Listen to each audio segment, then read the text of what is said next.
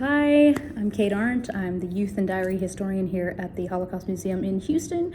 Welcome to another episode of Youth Chats, a series in which I get to discuss Jewish teens and children, some that are diarists, some that are not.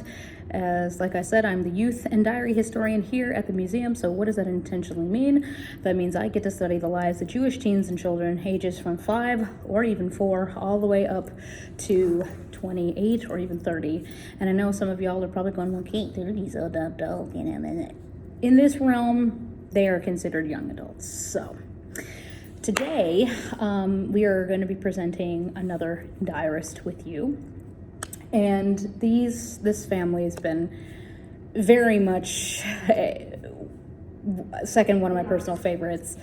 And I had written a book about them about a couple years ago. I think I published it 2022, I think is when I published it.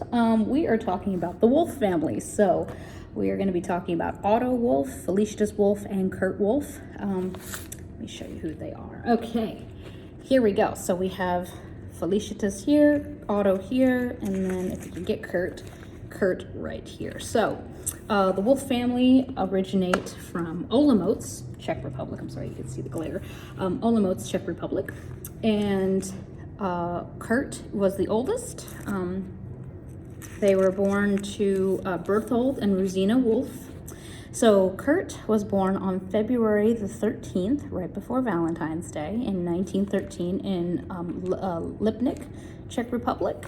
Then came Felicitas on March 27th, 1920. She was also born in Lipnik. And then came the baby Otto, who was born on June 5th, 1927 in Olomouc, Czech Republic. No, I'm sorry, Molenic, Czech Republic. Molenic, I'm sorry.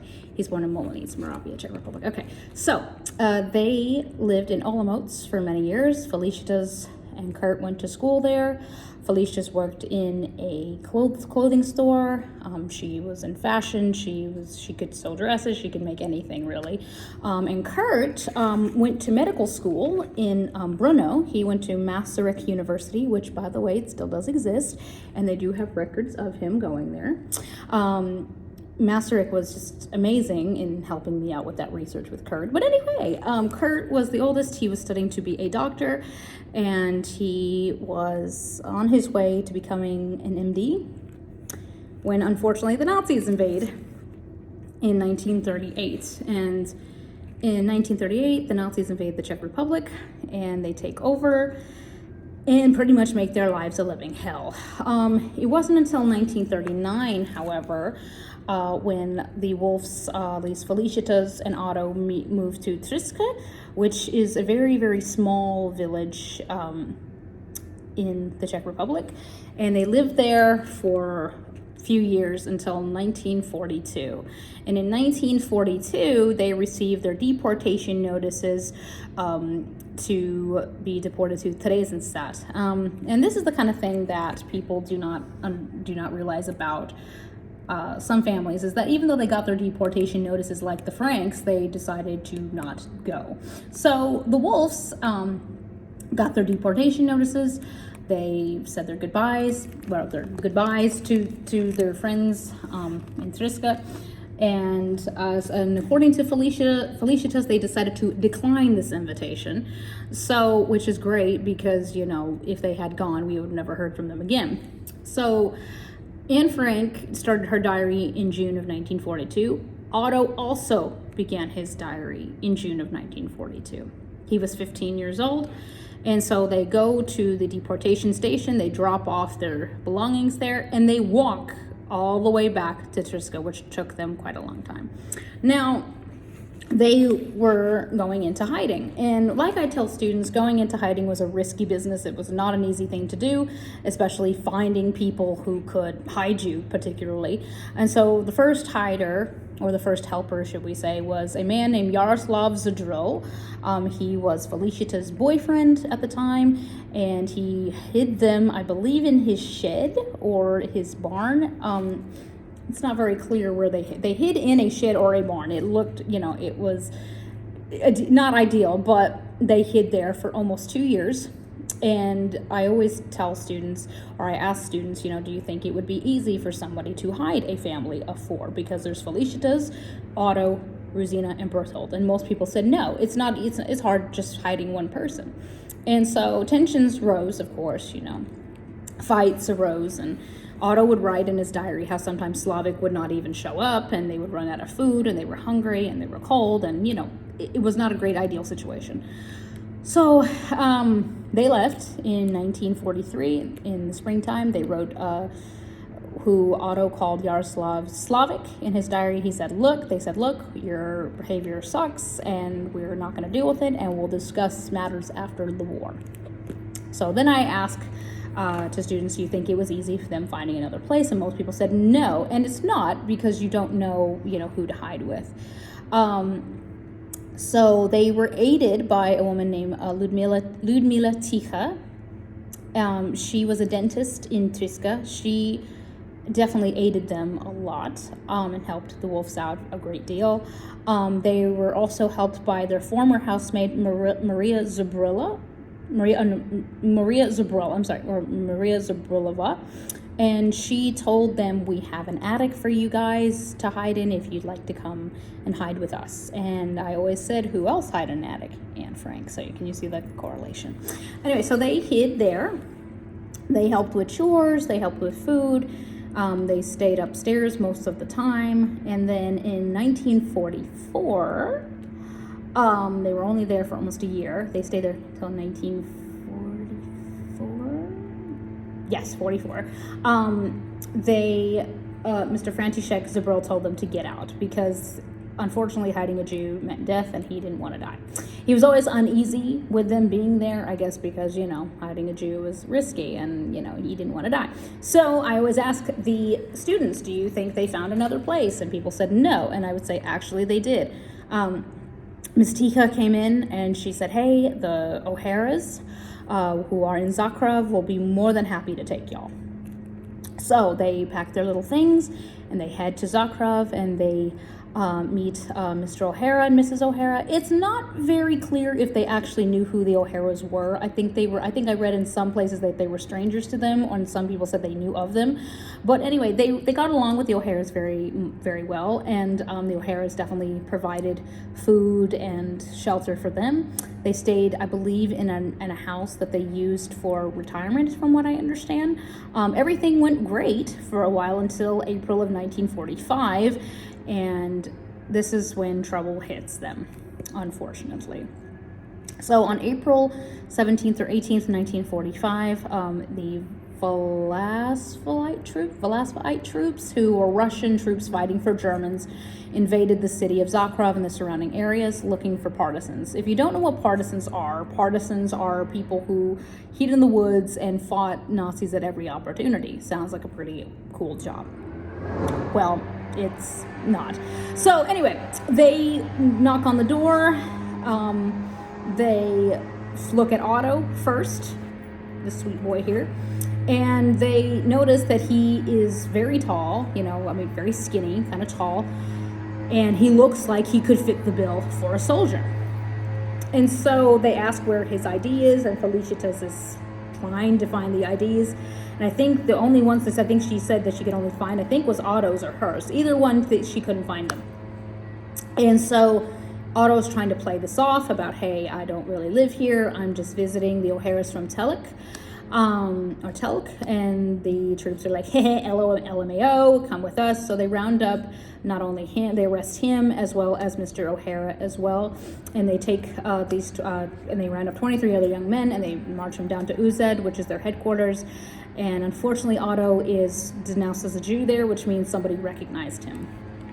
So, and the Nazis pretty much were next door. They basically tell him, hey, buddy, you tell us everything, and we'll set you free, and we'll give you a piece of candy.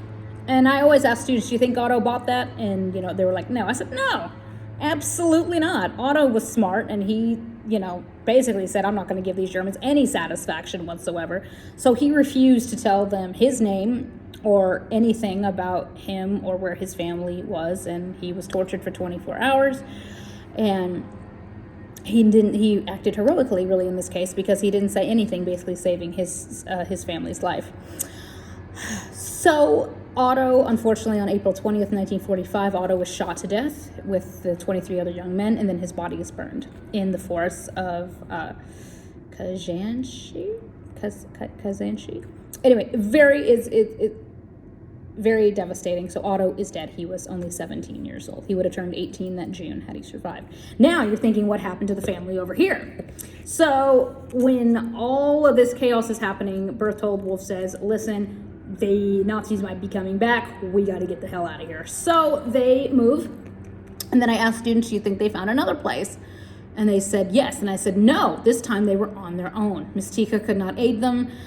She still kind of aided them every now and then, but she couldn't help them find another spot.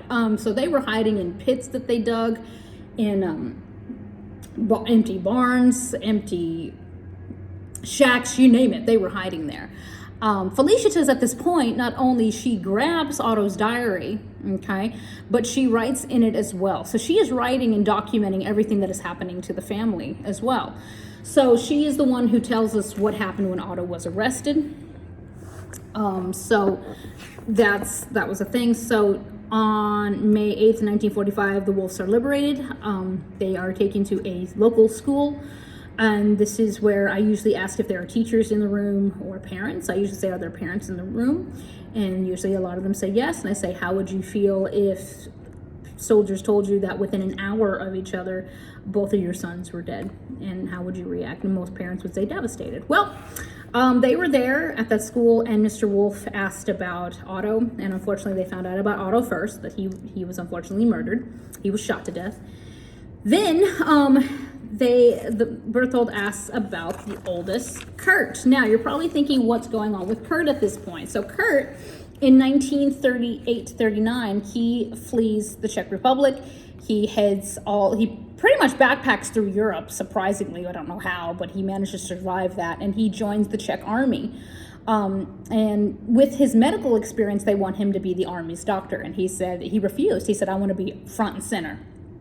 I want to go through everything like everybody else.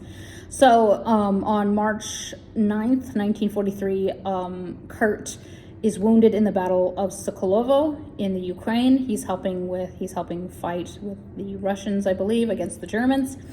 Kurt's death is unfortunately a little more deep than that. So most resources will say that Kurt died in battle. He lost his life. But really, Kurt, when I found an article about Kurt written by a friend was interviewed, actually, who saw him die, he said that Kurt had asked his friend to shoot him because Kurt was very much wounded, and thinking like a doctor, he had to make those very hard calls.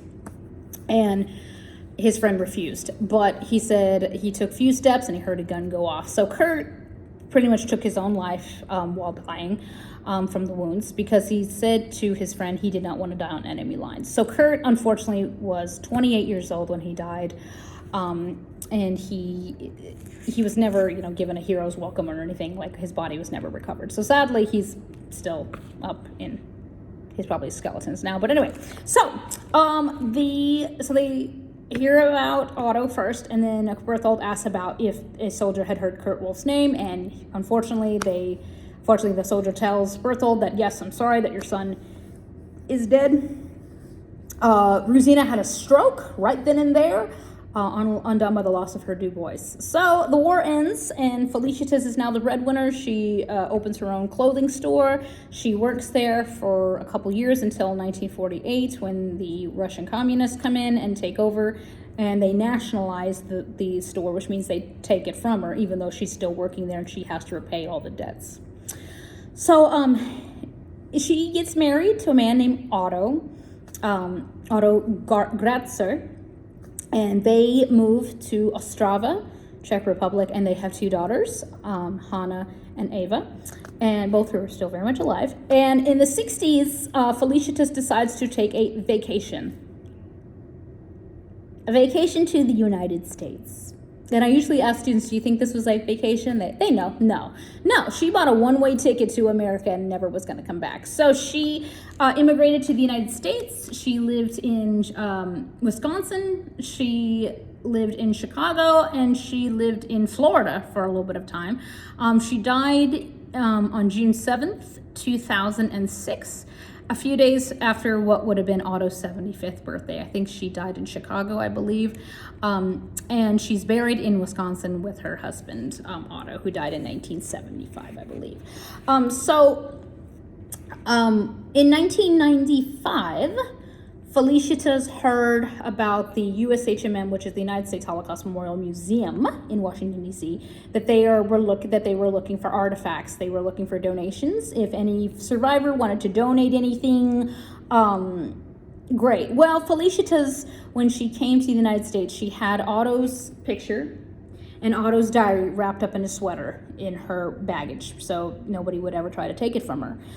And so she donated these pictures and Otto's diary to the United States Holocaust Memorial Museum in DC, which it is still there, by the way, and you can also view it. They did scan it, all the pages, and it's gorgeous, by the way. It's been kept in beautiful condition. And one thing that I really do love about this family, I learned about Otto first in the book Salvage Pages, and I don't know why. Actually, before then I learned about Otto Wolff because I had a diary from the United States Holocaust Memorial Museum. They do not make those diaries anymore, which is really tragic because they're beautiful. The diaries that they have now are very boring. I'm sorry, like they should have kept the cool diaries. So in the journals that I had bought, I didn't write in it because it's so pretty, I don't want to ruin it. They had different profiles of different diarists, and one of them was Otto Wolff in there, and I really liked this picture, because this is the only known picture of him, sadly. And there was my friend Peter Feigl in there as well, which is where I found out about Peter Feigl. But anyway, so then I read the book Salvage Pages, recommended to me by Peter Feigl, who is a very dear friend of mine. And the book is by Alexander Zapruder, who is a very dear colleague of mine. And she wrote this book, and she had interviewed Felicitas. And I really felt attached to this family. I don't know why. I just felt like Otto really needed somebody to speak for him. Sadly, I really missed the boat on interviewing Felicitas. I've had contact with some of their family, and they're very lovely people. But when I wrote my book on Otto in the Wolff family, really the Wolff siblings in 2002, I really wanted to kind of address that these lovely people have, mean a great deal. Felicitas has turned 100, so she turned 100 in 2020. Sadly, she didn't get to see her 100th birthday, but she would have turned 100 in 2020. Kurt would have turned 100 in 2013, and then Otto is going to be 100 in 2027. So that's where we are with this. I like to really talk about these teens and children, well, really about this family in my tours. Usually when I'm doing a tour in the main gallery, I usually like to say Felicitas for the end because about liberation, because people talk about liberation, oh, it was a happy time. Not for the Wolffs, especially because they found out that 2 of their lovely children are gone. And I always ask students, can you imagine coming from a beautiful family of 3, now having a family of just 1 kid? So Felicitas really, dealt with so much, but I always talk about Felicitas a lot in my tours, and I talk about Otto as well. We do have a picture of Otto also in our exhibit. We also have some of his copy of his handwriting here. We have a facsimile, which is kind of like a copy of one of Felicitas' diary entries as well. And I hope you guys want to read more about Otto Wolff and the family. They're quite an interesting family. And thank you for joining me for Youth Chats. Have a great day.